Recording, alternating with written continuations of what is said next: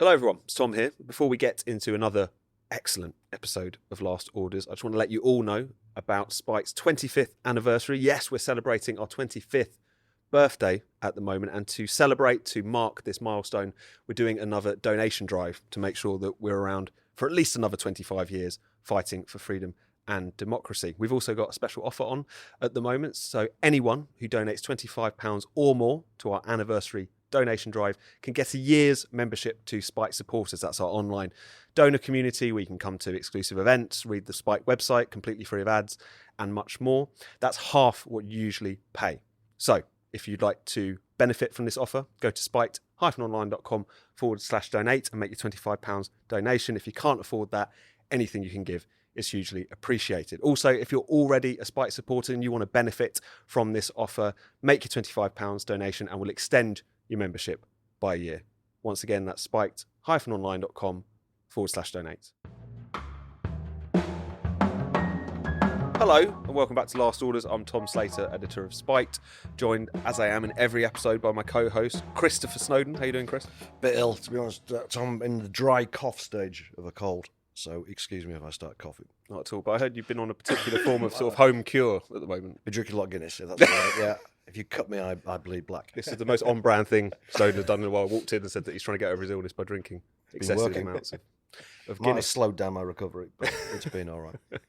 We're also joined by another Guinness fan, I understand, Will Yarwood from the Taxpayers Alliance. How are you doing, Will? I'm very well, Tom. Thanks for having me, fellas. I'm looking forward to this. I've also been drinking a lot of Guinness recently, but apparently that's a Gen Z thing that we don't really drink like craft beers and also rubbish beers, but we're really into Guinness, so much so that there was actually a Guinness shortage around Christmas, I believe. And that was all young people's doing. That was all my fault, yeah. Directly. Are you a Zoomer? I'm a Zoomer. I'm Just 99, yeah. So Zoomer is 97. You're 99? That's the greatest generation, surely. Yeah, no. Yeah, we are the greatest Silent generation. generation. Silent generation. Yeah, 1999. Oh, boys. It starts in 97 and then it goes to like the early 2010s, and now you've got Gen Alpha after that, but we don't know much Are we about. going back to Z? Yeah. Sorry, A, I mean. You're going back to A, yeah. Oh, yeah. nice. So. Good. Well, I mean, I think we discussed before, haven't we, about why Guinness is so popular and my theory about it? I can't remember. Because everyone's sick of craft beer. Everyone's seen through the scam that is craft beer. And yet, a lot of pubs have not caught up with this. And so you go into a pub and you look at the range of so-called beers and you go, nothing here for me. Might as well have a Guinness. Because they'll always serve Guinness. Except in Sour Smiths. They have their own that they're trying to push. Yeah, some dodgy stout. Yeah, absolutely. So that's the Guinness portion of the podcast completed. Let's also talk about one of the big issues in America at the moment, but is also having a knock-on effect over here as well, which is the topic of government waste, of government spending, of aid as well. I mean, ever since Trump's came back into power and he appointed Elon Musk as the head of this new Department of Government Efficiency, DOGE, so-called, has been going through the books of various American departments, and particularly the kind of USA programs come under a lot of scrutiny. There's been stories of transgender operas in Latin America being funded by the US taxpayer, and most recently, probably most amusingly, is Rory Stewart's wife's charity. you're going to say that. Turquoise Mountain, being deprived of its $1 million a year as part of this cult. Famous, of course, because of the fact that this was the charity that was teaching Afghan women about Marcel Duchamp, rather than actually dispensing aid in any usual sense. But Will, do you think this is an encouraging sign of where things are going, not just in US politics, but over here in terms of the question of government waste? I mean, you are from the Taxpayers Alliance. Yeah, I mean, so my answer is probably going to be quite obvious, isn't it? But yeah, no, I think it's really, really positive.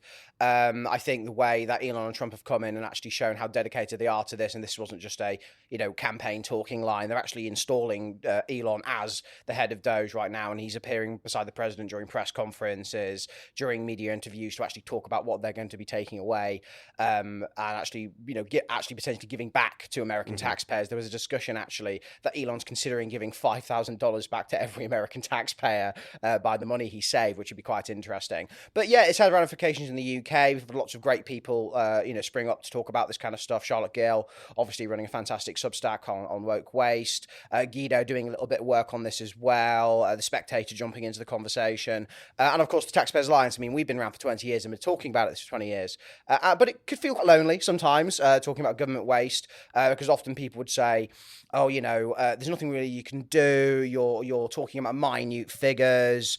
Talk about something more important and more grand and more policy wonkish, let's say. But the fact that it's now come into discussion is fantastic. I'm really, really hopeful about it in the US, but I'm less hopeful about it in the UK. I mean, Rachel Reeves, before she was Chancellor, she did talk about Tory waste quite a lot, whether it's the PPE stuff or, the flights on private jets and the helicopters and things like COVID that. app. Yeah. 37 billion pounds. It's a lot of money. It's tons. And when Reeves talked about that before she became Chancellor, we were very positive, the TPA, saying, Reeves wants to declare a war on waste. This is great. Has she? No. Immediately, which is perhaps not a massive surprise. But there's a slight disconnect where, of course, the US now has a pretty, focused right-wing government which wants to deal with this, while in the UK we have a centre-left government who's not at all. So it's up to organisations like the Taxpayers Alliance, up to individuals and journalists to do this work for them, so that hopefully we can set the groundwork for something like that in 2029, if not further along the line. And what's interesting as well is that both with the DOGE phenomenon, but also you could say the same about Javier Milei kind of taking his chainsaw to various departments in quite literally in Argentina. The way in which the question of the size of the state, or at least the question of waste, becoming actually a quite popular, even almost populist issue. Yes, which I think kind of underscores something, which is that generally speaking, I think a lot of people, certainly in the UK, are quite comfortable with the government spending money providing services and all the rest of it, probably more so than either you two gentlemen would be. But at the same time, no one wants the government to be funding the Ethiopian Spice Girls or whatever. Surely there's no contradiction. No, quite. I mean, we had a front page just with The Sun the other day where the headline was amusingly wokey cokey, because it was revealing that UKRI, which is the UK Research Innovation Quango, which funds a lot of research projects in universities, we found out that they'd been funding a study into the ontology of TikTok dancing. £200,000, ladies and gentlemen, of your cash has gone towards that, which is absolutely fantastic. And obviously, I didn't realize it's so expensive to study the ontology. I know. I mean, sure, you just need a TikTok account and too much time on your hands. Yeah, exactly. Just doom scroll. That's what I do. I'll do it for free. But people do get rightly annoyed about this kind of stuff. But as I said earlier, people still have this slight aversion to talking about minute figures like that, because they'll fold their arms and they'll say, oh, well, actually, you need to be talking about more important issues rather than just this. But actually, this is an important issue, right? When people get elected as MPs and as politicians, none of them run on a platform of, I'm going to send a ton of your money to study TikTok dancing. Yeah. I'm going to send a ton of it abroad to, for Ugandan climate aid. If politicians stood on that platform, they wouldn't get elected. They wouldn't get votes. But a lot of the time, this type of stuff is pushed under the rug or is not concerned. It doesn't concern people. But now, like you said, with DOGE in the US, it's had a translation into the UK, and I think that's really positive. But we've got to keep hammering the drum, because, as we know, things can go out of fashion really, really quickly. And the Taxpayers Alliance, like I said, has been talking about this for 20 years now, and I'm sure we'll be talking about it for 20 years more. But if there is some move, either in the Tory or Reform or the Lib Dems or Labour, whoever it is, to really crack down on this kind of stuff, because actually, interesting, when you look at polling, Labour voters are very in favour of slashing the size of the civil service. They're not in favour of foreign aid generally, and actually there's a very large section of the population that doesn't mind, like you said, spending on the National Healthcare Service, pensions, things like that. But when it comes to stuff that is seen as objectively insane, especially if it's sent abroad, they hate it. So actually, there's a very clear cross-party consensus to do something like this, but I don't think they will, because politicians, especially on the Labour Party side of things, and even on the Tory side of things, are obsessed with the idea of soft power. That actually sending hundreds of thousands of British taxpayers' cash abroad to countries to study Bangladeshi shrimp or give, to have transgender operas, like you said earlier, improves Britain's standing on the world stage. And Chris, we'd be remiss if we didn't dwell on Rory Stewart's wife, Shoshana Stewart, I should say. That as an example of just how bad. It's not even a question of it being waste. It's a sort of racket, isn't it? Yeah, for the kind of type of upper middle class person it's a scam. To be able to run organisations and keep themselves in the lifestyle to which they become accustomed at the taxpayers' expense. Meanwhile, seemingly not doing. I'm sure they do some good work on the ground, but surely if you're wasting time talking about, modernist art installations to Afghan women, your priorities are a bit screwed up. Well, it's called Turquoise Mountain for a start. So I don't think it's probably doing that much. Set up by the king, I don't incidentally. want to judge a book by its cover, but it's run by Rory Stewart's wife and called Turquoise Mountain. I think it might be a bit of a money pit myself. I mean, it's just so funny. It's so predictable in a way. We should have seen this coming. That if anyone was going to be involved in this, it'd be Rory Stewart's family. I mean, Rory Stewart is such a kind of hilarious and yet tragic case study of entitlement and sort of what you need to say and do in the modern world in order to fit in. And he's so desperate to fit in. Yeah. It's unbelievable. He'll say anything to fit in. I think he might be a sociopath, potentially. And so he should. Firstly, he shouldn't have mentioned this, right? Yeah. At a time when all these scroungers who are getting money from USAID and these other agencies trying to make out, oh God, this means that there's going to be malnutrition in Africa and all this, and then Rory Stewart comes straight out and goes, oh, it's absolutely appalling. I mean, I was still owed. She was still owed $1 million. Just went just like that. There's nothing you can do. Talk about the contract. I mean, firstly, brilliant. That's how it went. That's how it went. Like no warning whatsoever. Just you're out. Yeah. But certainly don't mention it. Really, you're not helping the cause at all by admitting that a couple of poshos who already. I mean, he makes something like £70,000 a month, doesn't he, from that ridiculous podcast? He's exactly the kind of person you'd expect to be involved in some of this. And I disagree with Will. Actually, I don't think these sums are that small, and clearly in America they're not small. No, right? not at all. Yeah. But we'll never know because it's unfathomably large. Yeah. This huge sort of client state, and it is, like you say, Tom, a racket. Yeah. And I really hate it. Back when Will was a little boy, I wrote a series of papers called around the theme of sock puppets, and that was restricted just to government-funded pressure groups. It mainly in public health, a few, and in environmental groups as well. It was quite narrow, but it was still a incredible amount of money. Even that, I couldn't kind of find them all. I could only find some examples. And I looked at some of these organisations the other day to see if they're still getting money from the EU, and they are, even more than ever. And it's, you mentioned, what is it, UK HRI? Yeah, UKRI, That's a good example. Nesta is a good example. Yes. There are loads of these sort of umbrella, well, they're funding groups, aren't they, basically? They're quite and goes, They're sort of like public sector trusts. Yeah. And they dish money out to people that they like, essentially. And it's the same with all the departments, Department of Health, Department of Education. They just give money to people that they're mates with. Now, imagine, rather than having this kind of sham democracy that we live in, we just had a king. We just had an absolute monarch or an emperor or something, right? And he did the same as what these scumbag politicians just loot us constantly for all the money they can get.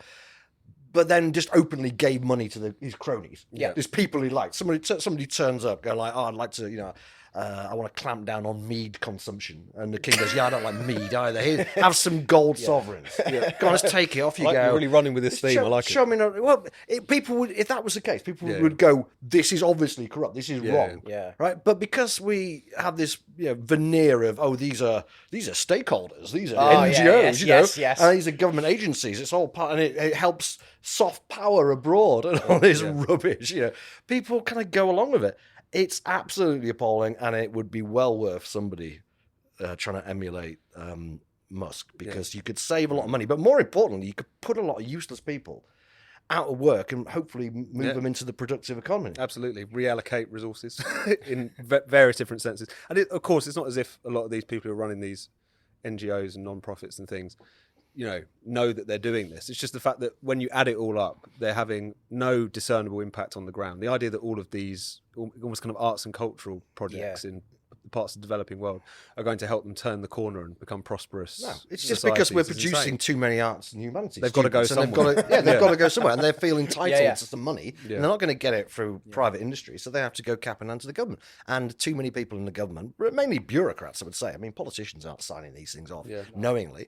They go, yeah, cool, I like transgender theatre or whatever it may be. This has actually come up recently at the EU level, because the EU is even worse than the UK government. It's just ridiculous how much money they will give to anybody who will parrot words like, civil society and anything to do with EU integration, and active citizenship, and all these stupid buzzwords the EU uses. They throw money at all sorts of people, in particular environmental groups. And this has come up in Brussels in the last few months. People have finally got wind of just how much money the European Commission is giving environmental groups to try and push the EU in an even more nuts, net zero by next Tuesday kind of direction, right? And it's all designed to move the Overton window. And the justification these bureaucrats have is, we get lobbied a lot by, the oil companies and stuff. So we need to fund Friends of the Earth so they can lobby us.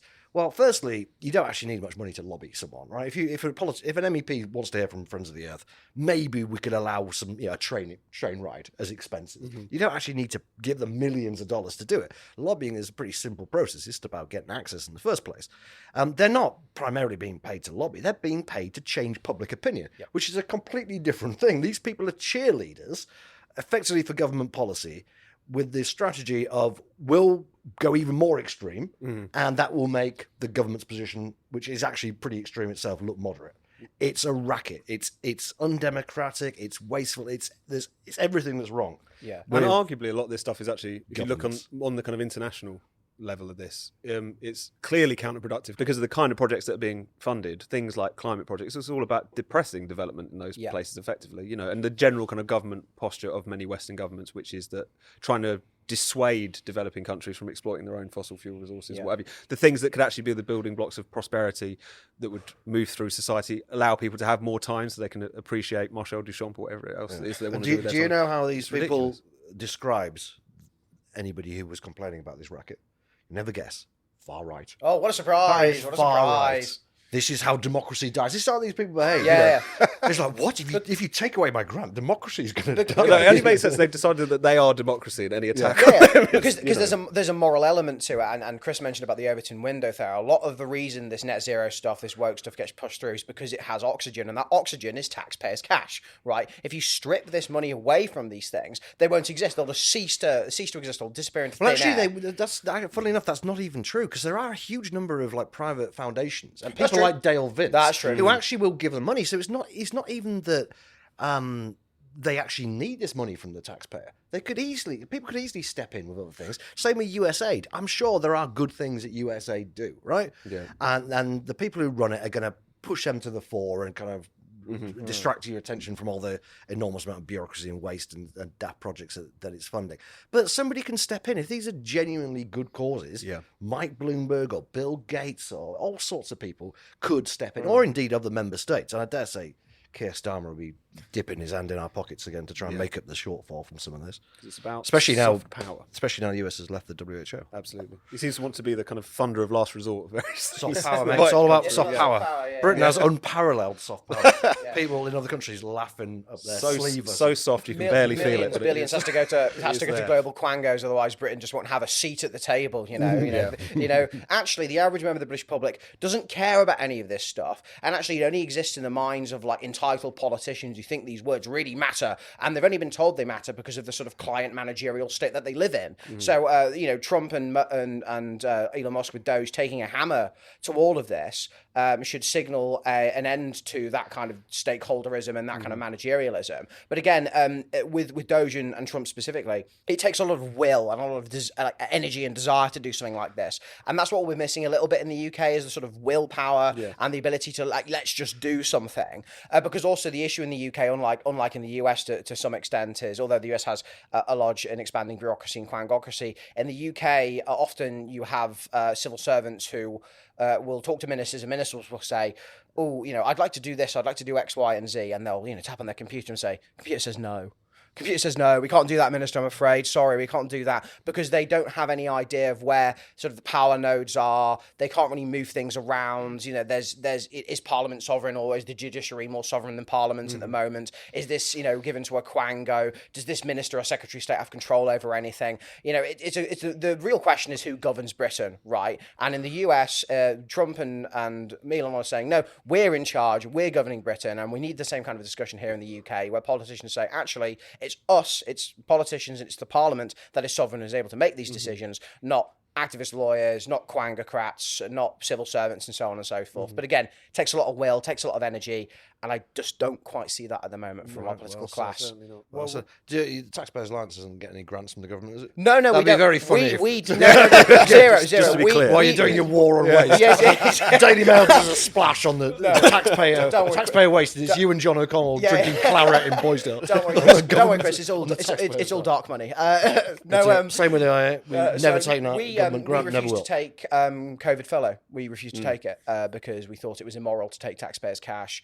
We refused to take any money off any government at all because it's the Russian government. Yeah, oh yeah, naturally, foreign governments. Naturally, start sweating. But yeah, it's a principle that we hold, and we're quite proud of it. And we managed to survive easily throughout COVID thanks to the generous nature of our donors and our supporters. But yes, I mean the when you look at how leftists talk about our groups, who funds you. Actually, we should do like an Uno reverse card. Actually, who funds you? And actually, you peel the back, and it's like, oh, it's the taxpayer. It's UK aid, it's US aid, and actually you're a complete waste of money and you need funding immediately. It's not us that has all this dark money in the background. Actually, it's you lot, and actually it's significantly worse because it's money stolen off of plumbers and bar staff and ordinary hardworking people. It's not voluntarily given as taxes aren't. So it's actually significantly worse when they do it. Hypocrisy folds arms, but I think that the energy in the UK still needs to come, but I'm slightly hopeful that there are a few people talking about it now, and actually hopefully that voice will get louder and louder and louder, and more politicians will start to talk about this. But then where the politicians do anything about this, we don't know. I mean, Osborne and Cameron back in 2010, when I was all but 10 years old, they used to talk about a bonfire of quangos, but actually what they did is they turned smaller quangos into bigger quangos, and 8 out of 10 quangocrats kept their jobs, and there was no real reduction in the size of the quangocrat state. Hasn't Rachel Reeves, I just remembered, hasn't she set up some sort of Department of Government Efficiency? Oh, she set up the office. She set up the Office for Value for Money, ran by a guy who's never run the HS2. Run the HS2, ran the parliamentary refixing committee to try and fix Parliament. So he's never run an efficient project in his life. Every single project. It's like this government is being run by like a kind of right-wing newspaper satirist. Yeah. Like every turn is full of this. It's either Sue Gray or it's someone whose backstory is completely resolved. We could talk about how terrible this government is for a long time, but Chris, should we talk about how terrible the Welsh government is specifically? Because I know you've been dipping back into the question of minimum pricing there, but also just how the state, the kind of state of the place in general seems to be deteriorating under terrible Labour rule for quite some time. Terrible Labour rule. So they've got 20-mile-an-hour zones pretty much everywhere. There was a petition signed by nearly 500,000 people. Well, given that Wales has a population of 3 million people, that's quite a significant contribution, saying, can you get rid of this? It's unbelievable. We're not talking like near schools or right in the middle of cities. We're talking about country lanes, aren't we? Some of them. And the Welsh government ignored that. But then there was a petition signed by about 37,000 people saying, let's ban greyhound racing. And they've done that. Yep. They just announced that this week. They're going to ban greyhound racing under pressure, interestingly, from both the animal rights and the anti-gambling lobby. I'm not sure which was more persuasive in that particular instance. But so they're going to do that, and they brought in minimum pricing back in 2020. Literally during lockdown, which I guess stopped some people crossing the Severn Bridge to go to the Asda just on the other side. But it didn't last forever. And as in Scotland, I believe it had a sunset clause, which is one of the things that the politicians use to trick people into voting for these things. They go like, if it doesn't work, boy, we'd get rid of it. And diabolical. Diabolical.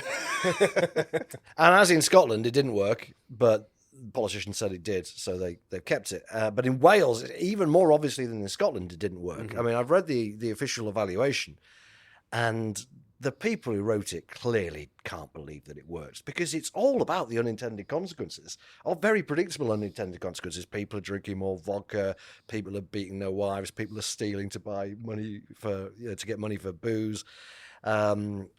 People are going to the pub less and drinking more at home. Every single predictable and consequence. People take more drugs.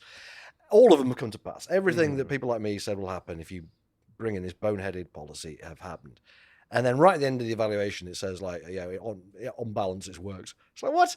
The deaths have got alcohol-specific, what they call alcohol-specific deaths. So these are not things like the handful of cancers that are supposed to be linked to drinking, but things or drownings, or things where they just arbitrarily say 20% of drownings are drink related. Well, I mean like liver cirrhosis and alcohol poisoning and things like that. They rose more in Wales than any other part of the UK during COVID. They went up everywhere, because it turns out that forcing people to stay at home with nothing to do will lead some people to drink themselves to death. Shocker. Stay at home, protect the NHS, drink yourself to death. And those figures still haven't really come down. But of all the home nations, it's gone up more in Wales than anywhere else, and it's gone up more than England, which is your obvious control group in this. So by any reasonable measure, like in terms of absolute number of deaths, in terms of relative to England or anywhere else, it's obviously failed. And then you've got this evaluation showing it's failed. And in fact, I've got to read this out. This is the quote of the bloody year so far, right? It's an amazing thing. So this is from a piece in The Conversation, which is a mostly kind of pop science kind of thing where researchers summarise their work. And the authors of the Welsh evaluation wrote an article which didn't mention alcohol-related deaths at all. It just said, consumption's gone down, which it probably did, or sales at least probably has gone down because people are buying the drink in the west of England. The gist of it was that minimum pricing still has its critics, particularly among people who point to the actual number of alcohol-related deaths in Wales. And they left it at that. They didn't explain what that meant exactly, but there was a strong enough hint to someone who's not familiar with the evidence that maybe alcohol-related deaths have gone through the roof, which indeed they have. That's right up there with the NHS is great at many things apart from keeping people alive. Very similar, yeah. A nod and a wink there. Yeah. Incredible. Will, what do you make of again, time and again, it seems like things like minimum pricing are just proven to be ineffective, yet they cling on to them. Yeah, of course they do. Of course they cling on to them because they have an ideology which, believes in it, and they're also all mates with, anti-alcohol lobbyists. Isn't there I saw you posted on X, Chris, there's a new person at the Department for Health who used to work for, was it Alcohol UK or something, was it called? Alcohol Change UK, which used to be known as Alcohol Concern. Right, and, that's just proving that actually... The policy lead as well. Yeah, she is the policy lead for the Department of Health for alcohol and gambling. And a few weeks ago, she was the policy lead for an explicitly anti-alcohol temperance group, basically. It's like, why is there even a policy lead at the Department of Health for gambling? But she won't be the only one inside the civil service exactly like that. I bet there's plenty at the Department for Health. Aren't politicians supposed to be the policy leads? Yeah, well, they're supposed to be the one who come with the policies, and then you give them to the civil servants, and they implement them. Again, not the other way around. Who governs Britain? And then not politicians, and certainly not us. It's all civil service at the moment, and the activists inside of it. But unfortunately, I did live and grow up in the People's Republic of Wales, in North East Wales for most of my life.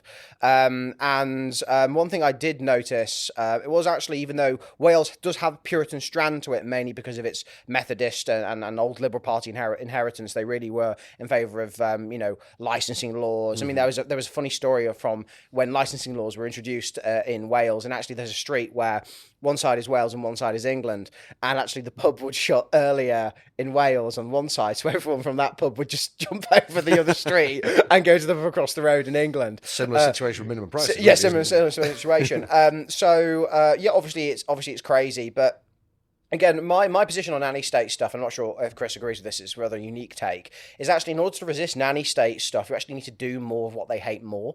So actually you need to drink more, you need to, enjoy tobacco, you need to, enjoy gambling, you need to do the things that they want to take away from you. But again, the British public, unfortunately, a lot of them, and a lot of the Welsh public as well, are actually genuinely pretty authoritarian on this stuff. And I don't quite understand why. Maybe there's a deeper reason for it that maybe Chris can elucidate.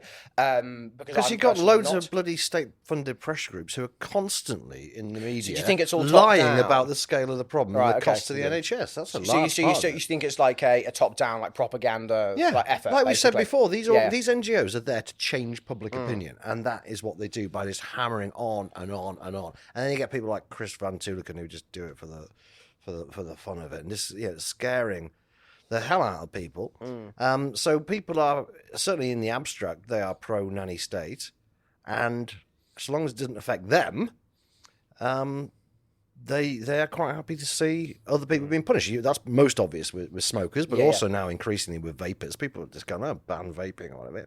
Well, wait, have you even thought this through? Does it even matter to you whether someone vapes? Do you know what I mean? The booze is the only one which kind of is a bit different. Well, I suppose obviously everybody eats food as well, don't they?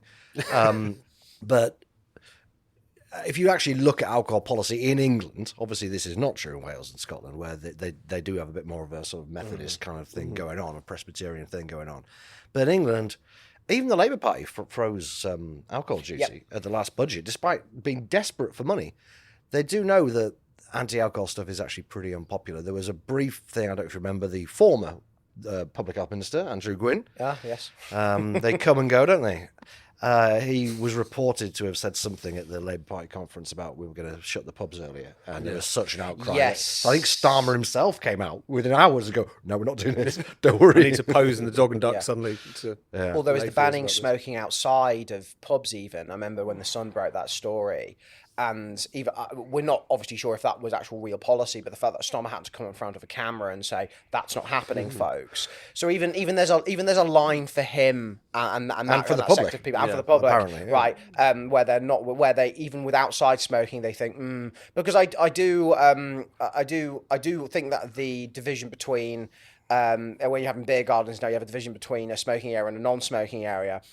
I think that's a perfectly fine compromise, but nevertheless, I do get annoyed when there's not that division and you'll have people go to that beer garden and they'll tell you off for smoking outside or even vaping outside. I remember getting told off for vaping outside once. It was when I was at university. A member of the public? Yeah, a member of the public when I was at university, some local, who was like, which was obviously, I thought, mental. I thought it was absolutely insane. But I remember when I used to work in Parliament briefly, and I remember when Jeremy Hunt announced that he was going to ban disposable vapes, and there was obviously massive levels of cheering, pushed by actually one other than Dr. Caroline Johnson, of course, who is the arch nanny-state MP, who's obsessed with banning solar farms and banning vapes. That's her two main concerns. She wants to ban solar farms. Yeah, that's an unusual combination. She hates solar farms. She just hates technology. Yeah, she does.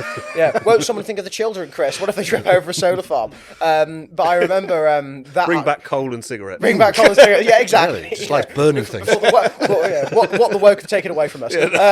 Also, like kids being on vapes is a relatively nice problem to have. Yeah, exactly. Because they're not smoking. Yeah, they're not smoking, and like I said earlier with Gen Z specifically, like they're not smoking at all, and they're not even drinking all that much. Although one thing I do hear from my old university is actually nightclubs are having an issue because actually lots of young people just aren't staying out that long anymore. They're not bothering to go to clubs. Lots of pubs, which when they used to hold events for university students, they often gave them free because the amount of money they throw behind the bar on booze would be pretty insane. Now they charge upfront costs because students don't drink anymore. And I if you don't drink, there's no point going to a nightclub. Well, true. But have you ever been to a nightclub sober? It's one of the worst experiences you can ever have. Just going to a pub. I mean, it's surreal. It's surreal. Yeah, it's crazy. I'm a little bit worried how we're going to be able to resist nanny state stuff in the future if we have even less people who are invested in doing the things that they want to take away from you. No, Will, this might seem a little bit off topic, but do you have any opinions about Lucy Letby? Let's turn to Lucy Letby Corner. Lucy Letby Corner. You don't have to comment. We don't have to do it. But I'll be honest. We should have asked you before. I'll be honest with you, Chris. Like multiple things like that, I keep my nose very well away from it. Although I do know people who are firmly on either side of the Lucy Letby. I know you work with a big Letby. Big Letby truther. But I do. I'm not massively involved in it, but I do always tune in when you're debating either Hitchens or David Davis most recently about it. Why is Davis so interested in it? I'm not, because I know he's a civil liberties kind of guy, but he's really, really attached himself to this issue. I couldn't possibly comment. Well, there's a school of thought that there's something about Lucy Letby that attracts thirsty old men, but I don't know if that's the case. You wouldn't dare cast those aspersions in David Davis's direction. So that's Lucy Letby Corner for the week. Tom, conclude. Shall we go to our final question? You are a dictator. Well, as you may know on this podcast, because we are very libertarian and anti-ban, we ask our guests if they had to have one ban, what would it be? Can I chip in with a couple first, briefly? While Will thinks about this. Just a couple of public transport things that annoyed me on the way here. Firstly, Victoria Station, which was needlessly redesigned at great expense for no point to it whatsoever. When I come from my home to London Victoria, that is my final destination. I put my ticket in the machine. I expect it to keep the bloody ticket. which it always used to do. Yeah. And now, for some reason, it gives me it back. And I always forget, so the barriers don't open. I'm like, what? And then, oh, God. And then I've got to, because there's no bins in train stations, because terrorists might put bombs in them, I have to carry around a ticket for the rest of the day. Now, you might say that's a first world problem, but I live in a first world country. I see no need. These are my problems. Supposedly. Item 2, also train related. These are getting more and more minute, Darryl. I know. Well, I like the pettier the better, I think. We've The pettier the better. We've been doing it for years. Item 2, I got on the train today. I got the 11 o'clock morning train, right? Which on a Thursday, you would think that's going to be quiet. That's going to be a whole table to yourself scenario, generally speaking. Get to the platform, loads of people there. A lot of women and children. And I suddenly twigged. It's half term, isn't it? Everyone comes up to London with their kids at half term because they can't think of anything to do with them at home. And it's annoying. So my ban there, I suppose. Well, ideally, you'd have more carriages at half term. That was what the company should do. I suppose we could just ban women and children from public transport. Just have it for men only, I guess. Sensible policies for a happy Actually, to give you a little bit more time to think, while I remember, because I'll forget otherwise, we've actually had some listeners send some in. Oh, nice. So one of which was via email. It's from Matthew Wilson. Hello, Matthew. I would ban flip-flops. They are evil. They should never be allowed in an office. I'm in Australia, and flip-flops, aka thongs are considered dress shoes by many Aussies. Also got one in person last night, the Free Speech Union anniversary do from Mark. Hello, Mark. Good to meet you. Who said he wanted to ban people from filming firework displays on their phones. Because he says that, like, of all the things to film irritatingly, like at a gig or whatever, like there's something particularly absurd about not watching the fireworks and filming it on your phone. So I thought that was quite a good one. That's a good point. Yeah. But Will, now also people filming sports, people the filming football. You see, like, generally, I think tourists. Like someone's taking a corner and you can see some little Japanese guy with his phone up. He's going, who's going to want to watch that? The back of a player taking precious memories that relive or filming entire concerts from like miles away. Like, I don't understand that at all. But that's not a thing I would ban. Mine's more avaricious and nasty, actually. Lay it on me. One thing, I work near the Home Office. In Westminster, and in the summer, often we see, on the front when it's nice and sunny, lots of civil servants sitting around and having their hour-long lunch break and enjoying their home-packed lunch and going to Pret as they do and enjoying their nonsense whatever they buy from Pret. I've never been to Pret. Sandwiches. It's probably. Not. To be fair, it's not. Even I go to Pret. It's not that pompous. They sell sandwiches. I think it is. We didn't have them in Wales. We didn't have them in Wales. He's down that pie and mash shop for lunch every day. Yeah. We had a Tesco Express and that was it. I would, considering public sector productivity's on the floor, I actually think I would ban civil servants from having lunch. I think that they're allowed to eat. I think that's a fair compromise. I would prefer if they had just a few pints and a cigarette for lunch, personally. But I think that until public sector productivity gets off the floor, I would ban civil servants from having lunch, because there's nothing I hate more on the half an hour lunch that and if I do take it, because sometimes I just skip lunch altogether and have a big dinner or whatever it might be, I see civil servants who've just spent their entire day in meetings or rubber stamping illegal immigrants to come into the country and giving them indefinite right to remain, enjoying their hungry work, enjoying Ponzi lunches outside the Home Office, and it really, really irks me. So actually, that's the petty, nasty thing I would do. I say, until public sector productivity gets under control, until your department gets under control, none of you are allowed to leave your desk for the 8 hours that you work here. You're allowed to eat. That's fine. You can eat at your desk. Oh, they can eat at the desk. They can have lunch. They can have lunch if they like. They just can't do it where it's going to annoy you. Yeah, when you walk past them on the way to the kebab shop. One, they can't take an hour. We'll figure all these bits out in secondary legislation. Yeah, one, they can't take an hour, and two, they can't go out for lunch. Right? They can't go out for lunch because that's time there where they could be actually delivering for hardworking British taxpayers. Yeah. They're not on a building site, right? They don't need an hour for lunch to rest. I'm sure it gets very hard. Isn't there a case for saying the less they do, the better it is for the general public? I don't necessarily agree with that per se, because there are some elements of the civil service that do actually work and actually do what needs to be done. But I would fire quite a lot of them as well and reduce the size of the civil service quite dramatically. But that's my avaricious petty thing that I would do, is I'd ban civil servants from having lunch until public sector productivity gets off the floor, especially in the Home Office, mainly because it's what I see in the summer. Yeah. Lunch is for wimps, not for civil servants. Exactly. Yeah. Brilliant. Will, Chris, thank you very much. Thank you. Thank you. You've been listening to Last Orders. Be sure to subscribe to this podcast wherever you get your podcasts.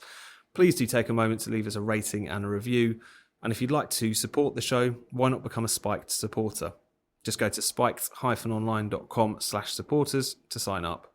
That's spiked-online.com/supporters.